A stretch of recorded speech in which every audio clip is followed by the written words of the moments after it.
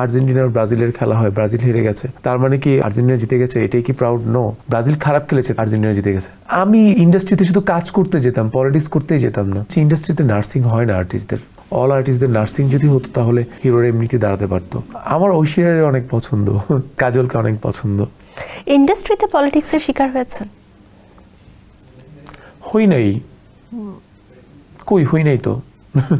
মানে যেভাবে ব্যাপারটা বলছেন মনে হচ্ছে একটা ক্ষোভ আছে, হয়নি না, আমি পলিটিক্স শিকার হইনি।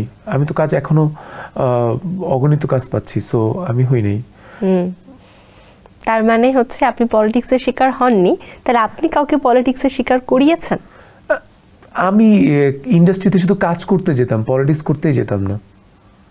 আর যদি কেউ বলতে চায় যে ভাইয়া বাপ্পি কাজ করছে না, বাপ্পি কি দূরে সরে গেছে, নট লাইক দ্যাট।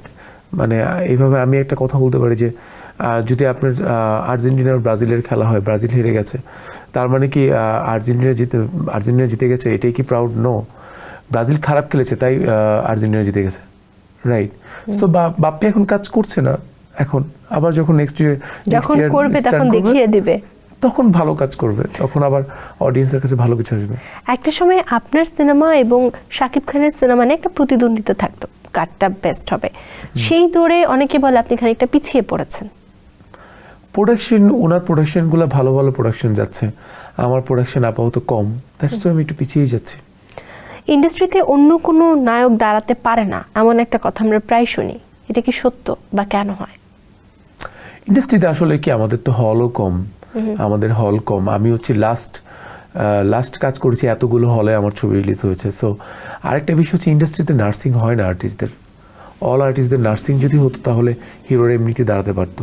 আমাদের ইন্ডাস্ট্রিতে আসলে অনেক ধরনের কমপ্লেক্স আছে। প্রত্যেকজনের প্ল্যান থাকে হচ্ছে আমি আমাকে উঠাবো, কিন্তু সার্বিক দিক থেকে যদি ইন্ডাস্ট্রিটাকে সবাই মিলে চিন্তা করতো তাহলে হয়তো এই ইন্ডাস্ট্রিটার অনেকগুলো হিরো তৈরি হতো, আমাদের হলও তৈরি হতো। আসলেও তাই। কোন নায়ককে বর্তমানে আপনি আপনার প্রতিদ্বন্দ্বী হিসেবে মনে করছেন? আমি তো কাউকে প্রতিদ্বন্দ্বী কোনোদিনই মনে করিনি। আমার কাছে মনে হয়েছে আমি এই কাজে ঢুকি, আমার কাজটা ভালো গেলেই হলো। মানে আমি এতেই সাপোর্টিং। আমি কাউকে প্রতিদ্বন্দ্বী করে আমি কেন প্রতিদ্বন্দ্বী মনে করবো? আমি তো সবার ছোট। গ্রেট। সুযোগ পেলে কোন নায়িকাকে জড়িয়ে ধরতে চান? সুযোগ পেলে কোন নায়িকাকে? দেশের আর দেশের বাইরে? আচ্ছা, দেশেরটাই শুনি। দেশে নাকি সব সুযোগ শেষ হয়ে গেছে? না, সবার সাথেই কাজ করেছি, সো জড়ায় ধরার সুযোগ এমনিতে এসছে শুটিং এর মধ্যে। এমনিতে কেউ নেই শুটিং ছাড়া?